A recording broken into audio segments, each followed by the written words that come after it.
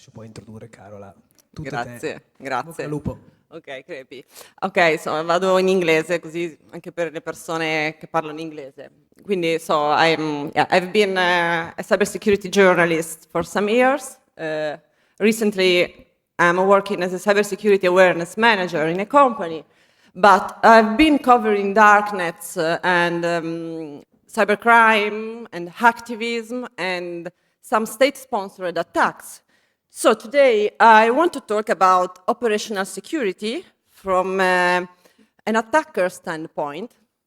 And of course, we are going to talk about also the human factor because in the operational security, you can get the technology right, but you can still fail your OPSEC. And of course, there is a difference between the technology and the tradecraft. So you can have a very secure, strong technology, but maybe you are not really able to use it in a proper way. Or even if you have the right tradecraft, you can still commit some mistakes, make some mistakes that depending most of the times from human vulnerabilities. Some of them, not all of them, are listed here. So, for instance, your past, an undisciplined past, because even the most skilled attacker with the best OPSEC at a time where it wasn't that way. And so either you have no connection with your past or your past is going to break your OPSEC.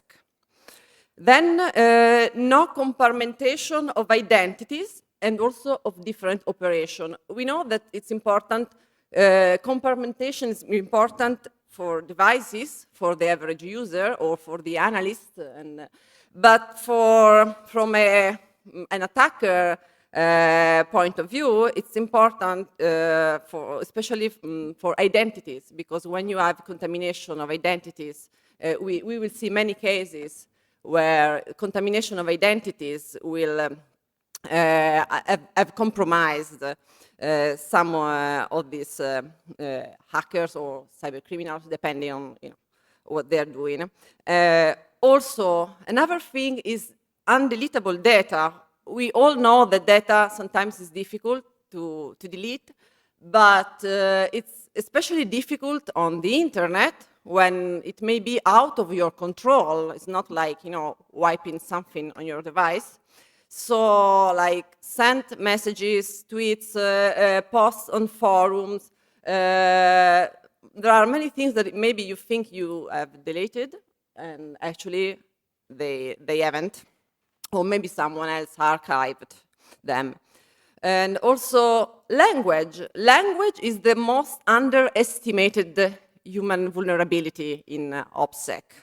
And so that's why I say that language is a traitor, because we leave many traces in language. And I can tell you, because I've been studying humanities and languages. But of course, you can't use it maybe as evidence, but it can be enough to get a warrant or to support a warrant. And of course, also money flows, because we all know the old investigative technique of following the money. But especially when you move a lot of money, you can make a lot of mistakes, or there may be vulnerabilities in the cryptocurrency you use, in the payment processor you use, and also especially during the cash out process. Then the rush to get results. If you are under pressure, maybe because you are in a group, maybe it's a state-sponsored group, and you need to get results quickly, or your cover has been blown out. And so the rush to get results is going to break your OPSEC, or is going not to make you plan it properly. And then group dynamics. The biggest the group and the worst, unless it's really a hierarchical military group. So group dynamics are bad for OPSEC, or maybe they can be exploited for finding vulnerabilities in OPSEC, depending on your standpoint, of course. And also peer pressure and the need of recognition, especially in groups like cybercriminal groups, but also hacktivism, is a major factor, because maybe you need to change your identity, but then you also need to be reaccepted and recognized in a certain community. And so there is a sort of conflict of interest. So let's see some cases. This one is about Harold Martin. Harold Martin was a contractor for the NCA and has been recently sentenced to 9 years for stealing secret documents. He actually had a ton of documents in his house, even in his car. And he was doing a PhD in information security management, and according to the indictment, he used virtual machines, encryption, anonymization systems, probably, I think, Tails or a similar one, because they say a software tool that runs without being installed, provides anonymous internet access, and so and so. Also, he had an ability to conceal his online communications and access to the internet. However, his OPSEC was really, really bad. You remember the shadow brokers? It was 2016, and there was this mysterious group dumping NSA tools and exploits on internet. Actually, then from those exploits, from some of those exploits, we also had WannaCry and NotPetya afterwards. Anyway, half an hour before the shadow brokers basically came out, Martin sent strange messages to Kaspersky researchers through direct messages on Twitter, and using a Twitter handle, this AL9999. The fact is that this Twitter handle was connected to his real life, as we shall see. And of course, the researchers who received these messages were really suspicious, and they thought that he may be connected to the shadow brokers group or the things that was going on. So they actually tipped off the NSA or someone in the government in the US. And then the FBI raided Martin's house and found really a lot of national defense documents. So how did they find him? Basically through some Google searches, because apparently he used the same Twitter handle or display name, it's a little bit different, in a personal ad on a dating website. So there was this ad seeking some sex partners, and with the same handle, with the same username. And also this ad had a real picture of Martin at his real age and location. But digging and doing some searches, the researchers also found a LinkedIn profile for Martin, where he, of course, was saying that he was working in the cyber offensive field. And also you notice that he was using this acronym, CAMBRIC. It stands for compute cloud, artificial intelligence, cybersecurity. But it's not, I don't think it's so common. And he actually used the same one also in the LinkedIn profile. He was really keen on this, I don't know why.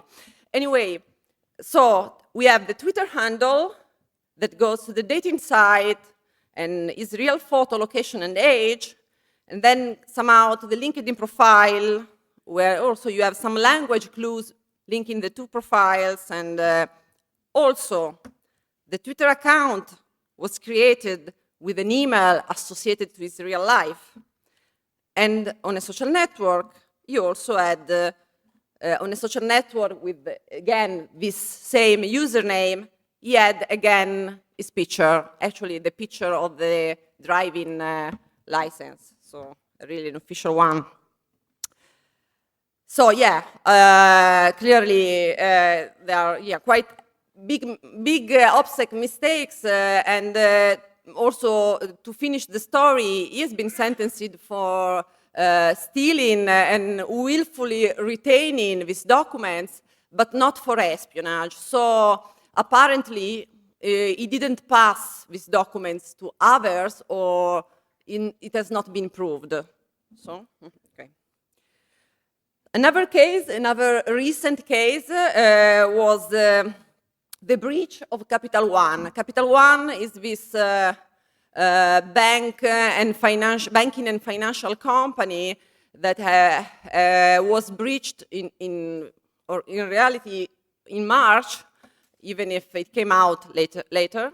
So it was breached, and the data of millions of customers were exposed, like data such as credit scores, credit applications, and so some of this leaked data were stored openly on GitHub. And Capital One has been tipped by someone who saw this data and wrote an email to their email address, like it was the email address for disclosing vulnerabilities. So this is also a suggestion to companies that it's good to have a point of contact to receive tips about security, at the very least, an email. And anyway, this GitHub page, I know it sounds a little bit crazy, but included the full name of Paige Thompson, which is the main suspect and has been arrested for this case. And it was linked to other pages on GitLab, linked to Thompson and her resume. Also, she posted about the hack on a Slack channel, also naming her VPN provider, which matched the Capital One logs of the intruder and also the GitHub logs. And also, there are many other things like a meetup group that was linked to the Slack channel and had her name as organizer, and also the same alias erratic that was present all over and was also on Twitter with a real picture where she was talking about the hack somehow. Probably if you look at the feed, the Twitter feed, she was probably having some hard times anyway. And this is another case, a dramatic one, actually. It's about Alexander Kazis. I don't know the pronunciation, but it was this young programmer from Canada who moved to Thailand, and he was the alleged kingpin behind AlphaBay market. You know, AlphaBay market? AlphaBay market has been for a while one of the most important marketplace in the darknets, selling drugs, but also it was actually quite important hub for the English cybercrime community. He has been arrested in Bangkok, and he actually committed suicide after a few days in prison. Some years before, the administrator of AlphaBay, so maybe allegedly Kazes, had declared that he was secure. I mean, he was certain that his OPSEC was secure and that he was living in an offshore country. So what went wrong from an OPSEC perspective? Again, an email address. You know, email is really like a very common element in this presentation. Anyway, an email address in the AlphaBay forum welcome message. So we had this email address that linked to his real name, and then to LinkedIn and to PayPal. And now we see how exactly. What happened is that in December 2013, AlphaBay added a forum. You have to know that these marketplaces, they are like eBay markets where there are vendors selling stuff, mostly illegal stuff, and but they usually have also a forum as well, where users, create a sort of community. So there was this forum, and the users who registered on it got a greeting message from the site. And in this greeting message, in the header, there was this mail, pimpalex91, hotmail. 2 years later, actually this mail has been present for a short time in 2014, and then it's been removed. But 2 years later, the FBI received a tip, probably, or anyway, learned somehow that there was this greeting email and started to investigate on the email address, on the connected email address. Yeah, the email was also present in the, it was also in the recovery process of the password. So there were at least two places. Anyway, the FBI linked it to his identity and to his LinkedIn account. Of course, he was born in 1991. You see, 91, he had the same year also in the email address. And also there was a PayPal account that was connected to this Hotmail account, and also other things, like he used this pseudonym, Alpha02, as administrator of AlphaBay, but this alias has been used in the past, even in an old post on a tech forum where it was linked to his name. So another important, interesting aspect of this case was the way he was arrested. Because as you know, and in the last years, there have been a lot of cases where investigators and police really try to get the laptop of these suspects when the laptop is not closed and encrypted. So they really need to overcome the encryption in a creative way. So basically, in this case, the police caused AlphaBay servers to shut down, forcing cases to try to access them and to reboot the last talk of law enforcement caused outage. So I don't know exactly, but I think it's very interesting. And then, so they tricked him to crash the car through his gate. And so he went out to see what was going on. And in this moment, he recovered all the passwords for the servers that were stored in an unencrypted text. Monero, Ethereum, and Bitcoin around the world. Of course, when we talk about email and also contamination of identity, we have to talk about also Ross Ulbricht. Ross Ulbricht, as you probably know, is being the creator of Silk Road, which was the first marketplace of this kind. And the investigation on Ulbricht is actually very complex.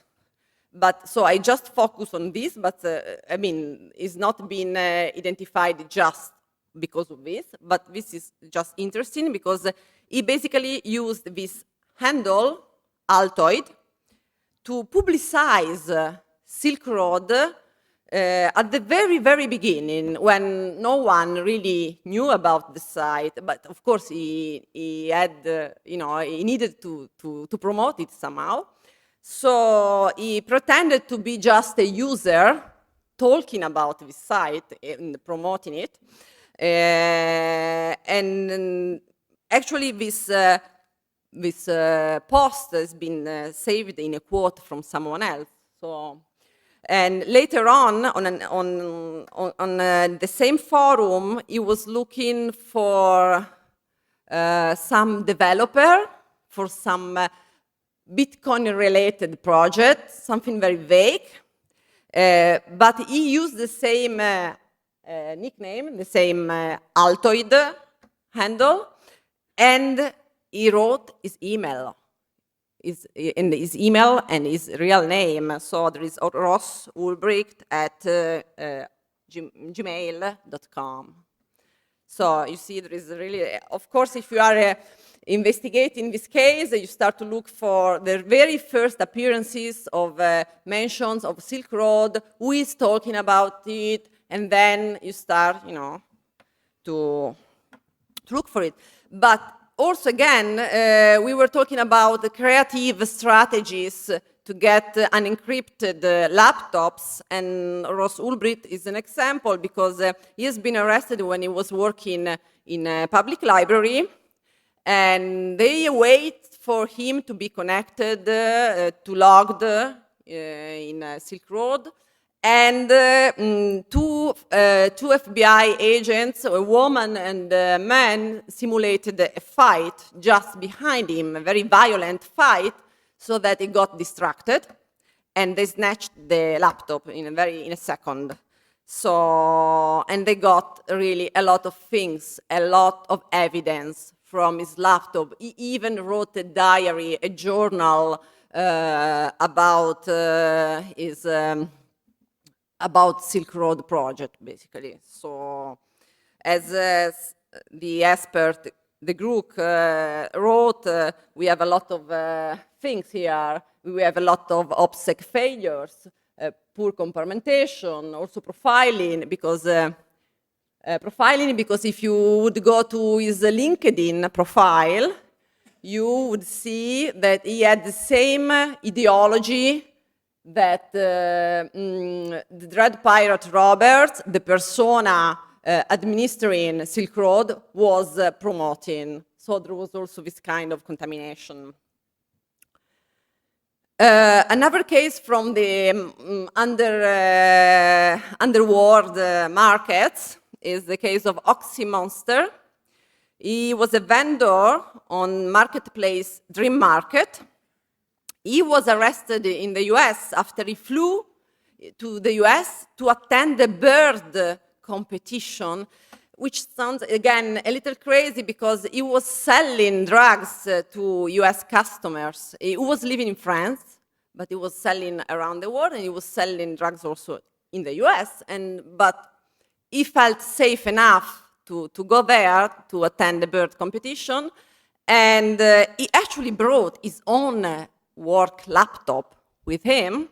So border guards searched his laptop. I'm not sure how they accessed the laptop, if it was, again, like this, the former case, getting his laptop when he was using it, or if he didn't have a password, I have no idea. But anyway, they found a lot of stuff, credentials for Dream Market, private keys, Bitcoins, and so on. But the question here is, why was he a suspect in the first place? So, because some tips. Because he was also, I talked of forums before, so he was actually doing some community activity, community support in the forum, helping people, and he was receiving donations from people for this through a Bitcoin address. And from this address, there were some transactions going to a local Bitcoin account that was registered to this Gal Valerius. So the police started to investigate about this Gal Valerius, trying to understand who was, and found his social accounts, his profiles, And they analyzed his writing style because basically they compared his writing style to the writing style of OxyMonster on Dream Market, because they had a lot of comments left by OxyMonster on the forums. So they did this writing and a comparison.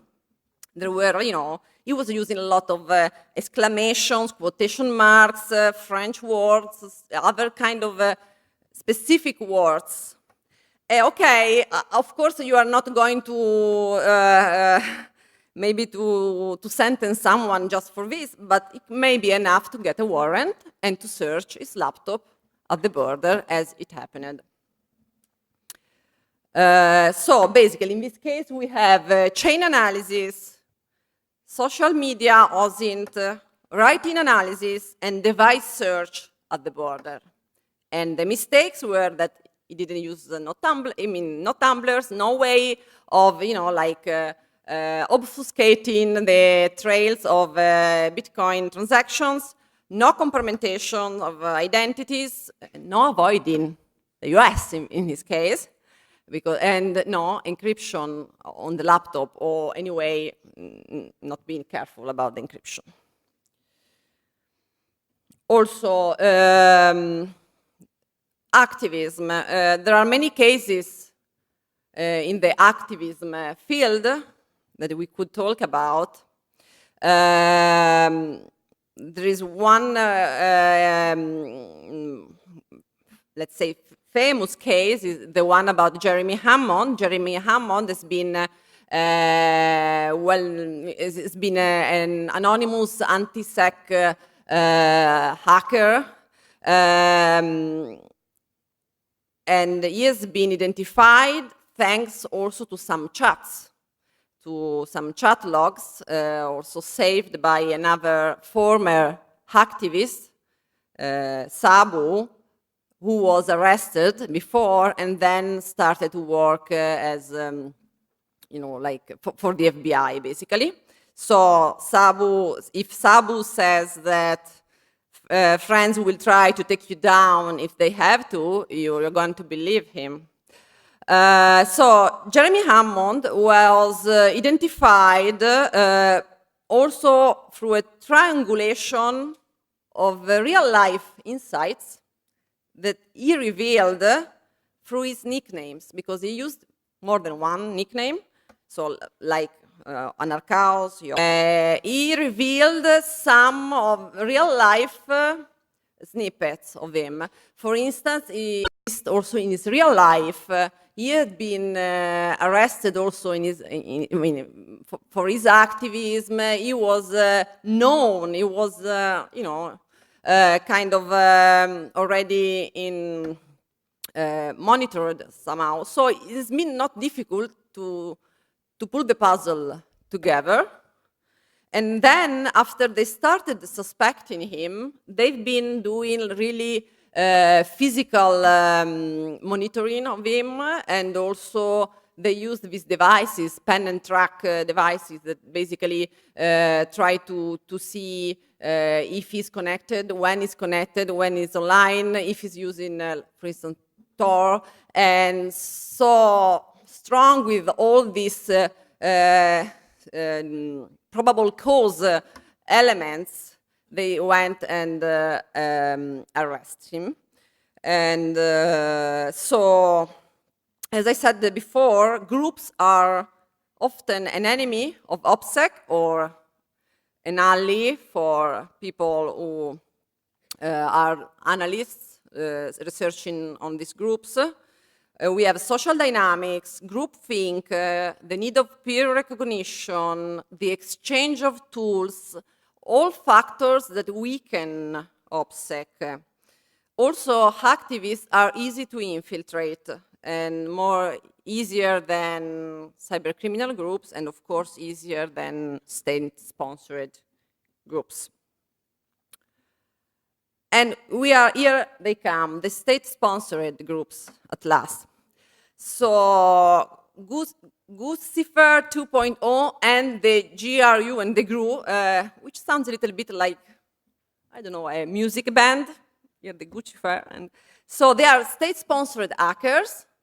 They are supposedly Russian GRU, military service, intelligence services, responsible for the Democratic National Committee hack, right? You remember? It was 2016, and just before the US presidential election, and there have been all these hacks and leaks of democratic emails and documents.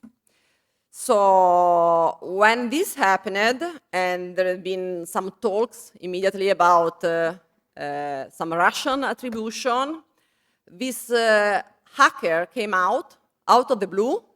It was like a lone Romanian hacker called Guccifer 2.0, claiming bullshit and so on.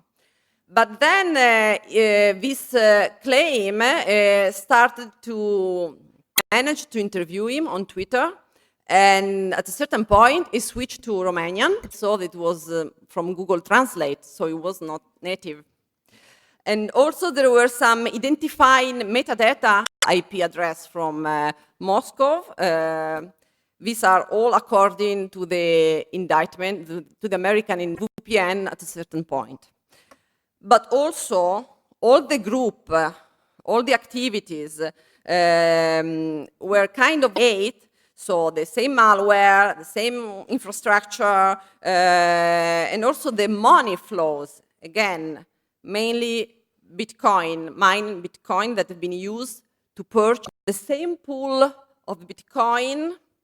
There are some different things that have been purchased, and also from the same Bitcoin address, we have a connection between Guccifer and another site, which was the DC Leaks site, which claimed to be made by American activists. So apparently, Guccifer blog and the DC Leaks site were supposed to be separate entities, and in fact, the funding showed that were very much connected.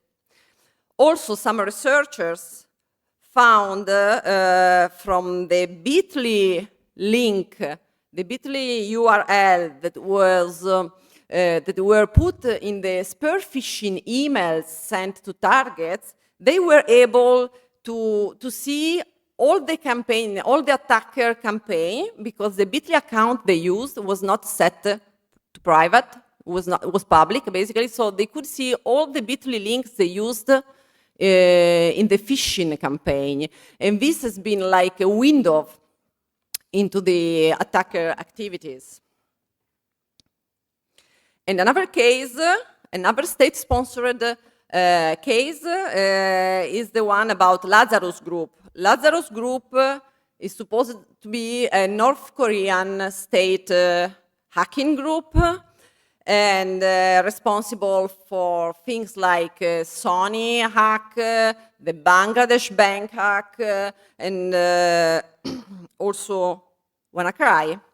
And so the US charged a specific person, a specific North Korean, Park Jin-hyuk, and for being behind this campaign. How did they do? Basically, Park Jin-hyuk was working for a company, Chosun Expo company. But for the US investigators, this is just a front company for North Korean intelligence. And they found connection between the email used by Park Jin-hyuk in his official activities, connection with the email used by the attackers. So again, contamination between the real, or anyway, the real identity and the attacker identity. And if we are going to look forward, we've been focusing a lot on the issue of the identity of the attacker, so the who. but it's also how you are going to, what you are going to know about the attack, how it's made, the outcomes of the attack is going to be important, so the what. And actually, as successful cybercriminals are the ones who are able to avoid both detection of their crimes and their identification. This is a quote from this interesting paper, Deviant Security, which is focusing on the way, on the security from the perspective of cybercriminals, and the way is different from, you know, the security that is implemented by all the others. And so some final takeaways, always from an OPSEC perspective, so from a neutral OPSEC perspective. So if you have good crypto, with that I mean cryptography, but you fail at OPSEC and tradecraft, then you're going, you know, to lose. However, crypto helps, so encryption is still very relevant. For example, we have seen it because investigators are really trying, are desperate to get the devices unencrypted, so it's quite an important issue. So of course, don't reveal operational data, don't link different op campaigns together, don't contaminate, so don't contaminate identities, and that's, we have seen it. Don't keep logs, but no logs, no crime, said the group. But the fact is that people love logging, and also cybercriminals love logging for many reasons, also also for convenience. And also, your OPSEC can be good, but when you start, that's when probably you are going to mess up. If you are going to build a big attacking campaign with many targets, as we have seen, well, your OPSEC is going to be very hard and expensive, and probably is the attribution sooner or later will come to you. And the solitary, highly skilled, one-off hacker is probably the toughest one to identify, and especially if it doesn't move much money. So at the end, I think that just watching these cases, I think that we can conclude that operational security is really rooted in psychology. It's really rooted in mental well-being also, not just in tradecraft, not just in knowledge, skills, but it's really rooted in the ability to be autonomous, to be patient, to be calm. And this is, I think, a good takeaway for all the average users, for all the other people, not for the cyber criminals or the attackers, but it really is a good takeaway lesson for everyone else, that OPSEC is really something that starts from psychology. And I'm done. Thank you.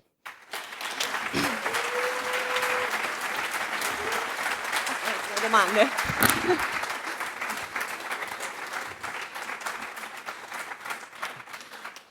I don't know if there are questions.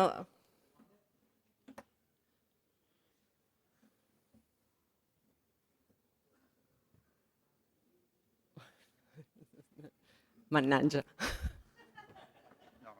Ce l'avevo quasi fatta. No, qua tra quelli messi male sono messo peggio io. Dopo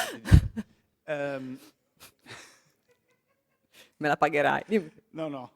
No, è una domanda, è una mia curiosità. Tra i casi che hai avuto modo di leggere, tra i vari indictment, che immagino ne avrai guardati parecchi, hai mai trovato dettagli su come vengono organizzati le ispezioni, tra virgolette, ai border, in particolare US, di dispositivi? Ci sono mai state trapelate o anche ufficiali? Non tanto in questo genere di indagini, ma la pratica, diciamo che da questo punto di vista credo che ci sia stata un'evoluzione proprio negli ultimissimi anni, negli ultimissimi tempi. Cioè in questo momento credo che gli agenti diciamo di frontiera negli Stati Uniti abbiano una grande libertà nel decidere se poterti chiedere di perquisire il telefono, cioè in pratica non hanno bisogno di un mandato, possono farlo, possono chiederlo, tu puoi rifiutarti, ma credo col rischio di non entrare. Questo perché anche recentemente ci sono stati casi non legati a indagini prettamente, diciamo, di cybercrime, ma proprio di persone che sono andate lì e hanno avuto, diciamo, perquisiti i telefonini e magari hanno trovato dei messaggi WhatsApp di amici o altro e gli hanno ad esempio negato il visto. Quindi in realtà qui si apre tutto un altro genere di problemi, tra l'altro, cioè di questioni, ecco. Ok. A posto? I would like to ask you a question. I'm here. Okay, sorry. Okay.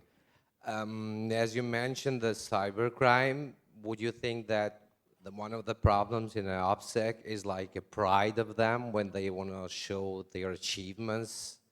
Would you think that is a problem also, the pride that they have on themselves?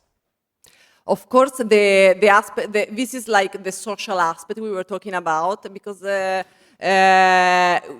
have seen a lot of bragging about it, especially, I mean, even if you are alone, even if you are by yourself, it's very difficult to accomplish some, something that maybe has a lot of also impact on media and not really say anything, It's really, so this psychology aspect is really common, yeah. The need of recognition. Sometimes it's just really bragging about it, yeah.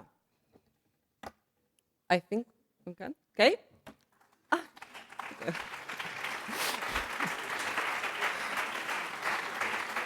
Okay, thank you.